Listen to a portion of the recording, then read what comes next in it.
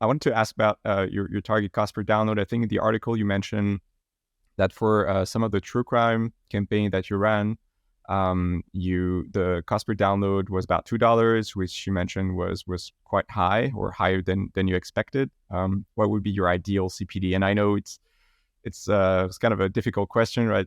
Because depending on the genre or the objective, the client, you might want to get to different cost per downloads. But let's say ballpark numbers. Yeah, difficult question to answer. But I would say in general, I would want something that was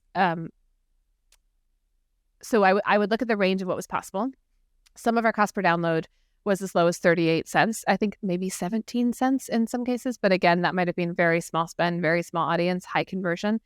I would look at what's possible and then think of what I thought was realistic. So for example, if I see a range of 17 cents to $23, which is often the case, you have things that are in the 20s when you're spending across a variety of medium or media. I would pick something that makes sense in my math problem, right? So if I think about, okay, I need to get 200,000 downloads for the show in order to deliver on an advertiser commitment, or because I just know that the amount of engaged listeners will be a fraction of that, or like whatever the variables are for that formula.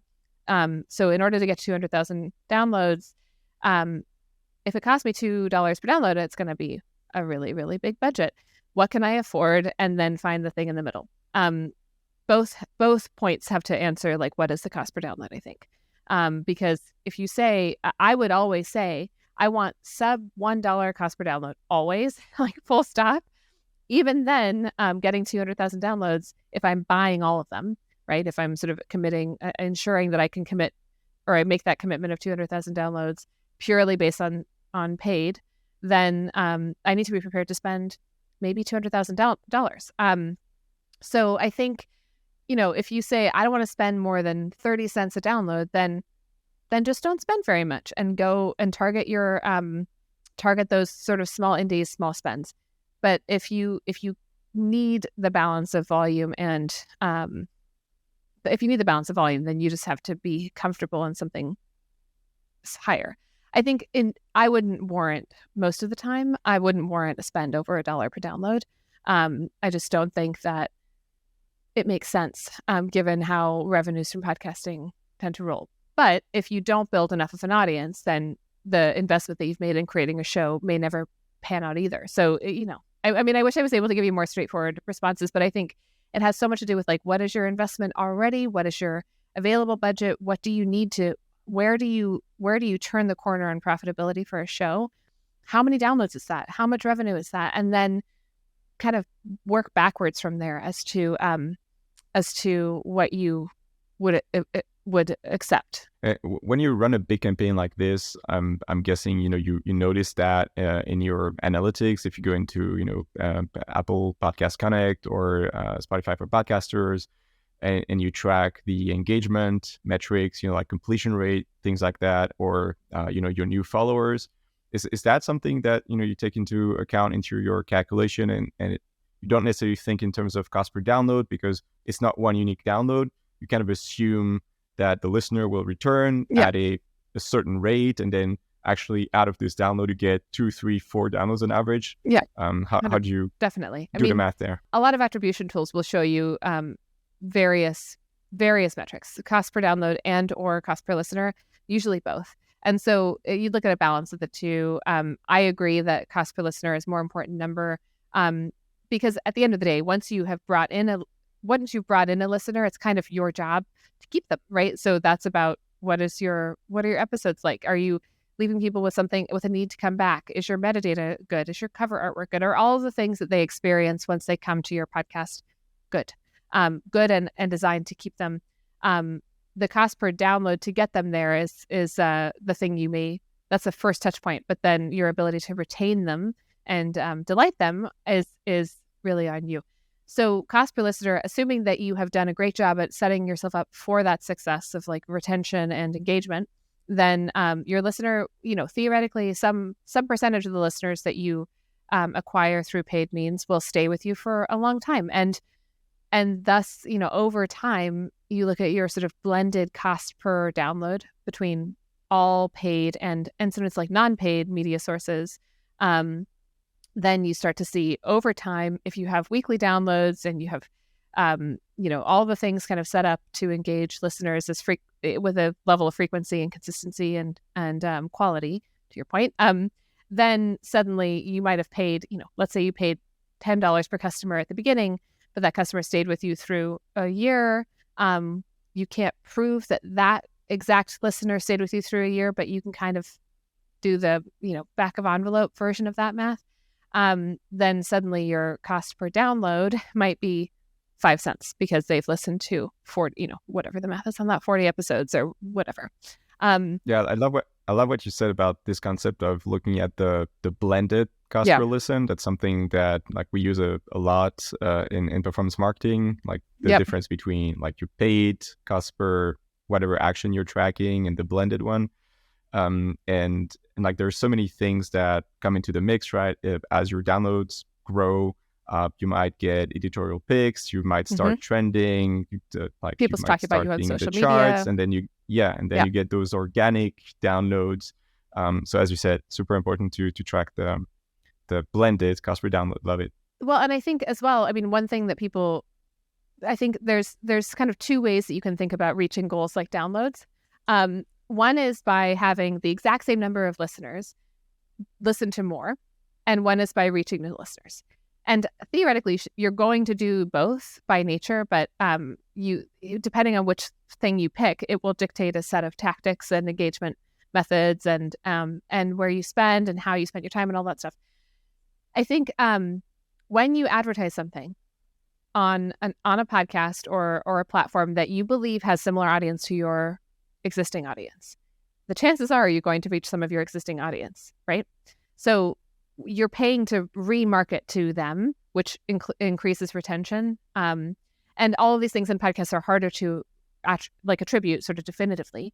But it is like, I think it's really important to look at your total, what is my total audience for this period of time? And how much did I spend total for this period of time? Because re-engaging your existing audience is just as important as, if not more important, I would say, than getting new audience. Because if you don't do re-engagement of existing audience and you bring in a bunch of new people and you don't engage them, then you're just, again, putting money into a very like light touch moment and not thinking about like a long tail growth plan for your show. I think it's a really good method for figuring out spend and cost per whatever listener download, whatever. As you mentioned, it can be quite difficult to like work at that number. And shameless plug here, that's actually the reason why we're releasing marketing analytics. So like publishers can get a better idea of like how these blended cost per downloads look, etc. I wanted to talk about scaling campaigns. You mentioned big budgets. What are some of the hurdles that you run into when scaling? I think for me, one of the biggest hurdles is always the emotional effect of seeing the things that are going to happen, which is to say, as you spend more and you reach more people, your conversion rates go down.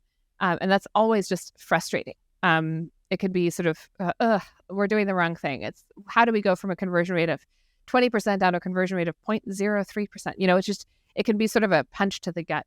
And so I think one of the most challenging things is allowing enough time, budget, and space for that to like do its thing, and then look at it sort of holistically, which is another way of saying all the things we've been saying the past hour. You have to look at all of the pieces together and also go into this with a commitment to seeing it through in order for anything to feel like it's working well enough to be worth it. And so I think the hurdle of the emotional reaction and the discouragement that can happen when you start to see your campaign goes live and immediately all of your costs skyrocket and it looks terrible, and just being able to like bear with it and just like look away and until it has enough time to kind of bake. I mean, this is very true in performance marketing. If you, for example, I remember having this experience in working with clients on performance campaigns on social media. We'd say, okay, we're going to spend, let's say it's $5,000 a week across social media ads. We're going to A/B test a bunch of stuff, blah, blah, blah, blah, blah. We get the first 10 ads going on Facebook to sort of, compete with each other and find winners of creative and all that stuff. And out of the gate, you start to see $400 cost per clicks or $400 cost per site visits or whatever it is. And clients would be like, what is happening? Like, why would you spend $400 per customer? Like, this is insane. Turn it off. And if they just let it run 3 days, then this is based on averages, right? So if you only have one person who's engaged and you've spent $400 that day, your cost is going to look really terrible. But once more people engage, then the average goes down precipitously. And so suddenly after 3 days, 7 days, 10 days, you have something that you can actually rely on, which may look more like $10 cost per visit. And so that you being patient with the way you spend and the way you analyze results is so important, but it's hard. It's hard when you don't have endlessly deep pockets and ability to kind of like run, $1 million campaigns 4 times a year where you're like, I understand how it works. We just throw all this money out there and wait and see what happens. If you're not used to that, which is to say you're not one of 10 companies that can really do that, it can be very nerve-wracking. And so I would say that's the hardest part. And then just accepting that maybe certain things didn't work is also, again, it's hard and there's only so much about this business that is repeatable. And so you can establish your sort of rules and your benchmarks and your expectations, but then maybe it doesn't work so well because the week that your ads ran, something happened in the world or another podcast launched and it competed with all of your inventory. I think there's just so much that's not controllable that you just kind of have to accept that, which is hard. And for everyone all the time, I think it's hard, but especially if you're working on limited budget. Yeah. As a performance marketer, personally, I always tend to take these results personally, although I know I shouldn't. But it's even more difficult, I guess, to educate the clients and set expectations and ahead of the campaign, tell them, hey, it's probably going to look like this in the beginning and then look like that, and then it's going to get better. Right. But I think that kind of, the conversation that we're having right now, while it is more sort of in the weeds than what you would have with someone who has no experience in marketing and just wants, I don't know what you're saying about this cost per blah, blah, blah. I just want to get my podcast off the ground, or whatever, my new brand out into the world. Some level of just that laying expectations out for anyone who's running these campaigns, regardless of their experience level, I think is key. And so that's part of why we did the Medium article and we have more in the pipeline, because we're trying to put things out there that are informative and sort of give a sense of context and expectation, so you can set your own expectations and know more than you know going into it, and also have a better experience. And don't do it if you can't spend probably more than you originally thought you wanted to spend, and don't do it if you're expecting it to be like a 1-to-1, and try to just set some of that information out there so that people can make better choices, and especially as independents, in their spends and in their promotional tactics. Got it. So in podcast marketing, users kind of have to go check out the show by themselves, going to their favorite listening app. When it comes to other channels where you redirect users via a link click, let's say Facebook ads, I know a lot of people say you shouldn't use Facebook ads, but let's just take this as an example. Yeah. What are let's think a bit about conversion rate optimization. What's the ideal property to send the listeners to? Do you send them to the general, a general page where they can then pick the platform? Do you promote certain episodes rather than the general show? How do you go about this? It's a really good question. I think it depends on what your tech stack is and what you're able to do. The ideal is to have links that can detect where someone, like smart links that can detect what kind of device they're using, and ideally what kind of existing platform they already have, to take them straight to that platform. Barring that, so that would be if I am an iPhone user, it takes me to Apple Podcasts. If I am an Android user, it probably takes me to either Google Podcasts maybe, or Spotify. I'm not really sure, but probably Spotify. Just looking at market share. Yeah, the sort of the level of smartness of those links depends on what kind of resource you're using, and I'm sure that you have a solution for that as well. But that's sort of the ideal. Then I would say, thinking about how to make your spend go the furthest. There's the direct ease of listener engagement. So taking them with as few clicks as possible to the place where they can experience the content. So I think you could take them to a landing page to let them click on their platform of choice, but that's then 2 clicks. And then a 3rd click to actually listen to an episode. So trying to reduce the level of steps that someone has to take is important. But then also thinking about, the chances of someone immediately listening to an episode. So they're in the middle of an episode of a podcast. They hear your ad. Let's say they stop the podcast they're listening to. They go and find your podcast right away. And they start listening to your episode right then. I don't know, the chances of that feel slim because they were already listening. They were in the middle of a podcast episode. So I think you would think about what is most memorable and easy. So not an episode. I would say take them to your podcast page writ large so they hopefully would remember the name of the show. And just try to think about like what is the easiest to remember and the easiest to access, and then have that dictate all of your creative. Got it. My last question to you, Realm is actually like a full production company. Yeah. You have like so many shows that you actually turn all of this into an app, right? It's a bit, if people download the app, the Realm app, they'll see it's a bit like a Netflix for podcasts, like with all of your shows in there. And so when you run marketing campaigns for your own shows, how do you handle, sending listeners to, I don't know, like Spotify or Apple Podcasts versus sending them to the App Store maybe, or the Google Play Store to download your app and listen to your shows? And if you do that, like how do you handle like cross app tracking? Well, so the interesting thing about Realm is that our app came before Realm in podcasts. So we had sort of primarily focused on our tech platform. Our company was then called Serial Box. We went through this big rebrand and came into podcasts in 2021. And so, part of the reason we did that was because we knew we had already validated that our content was good enough for people to want to come to a platform they'd never heard of and engage with it there.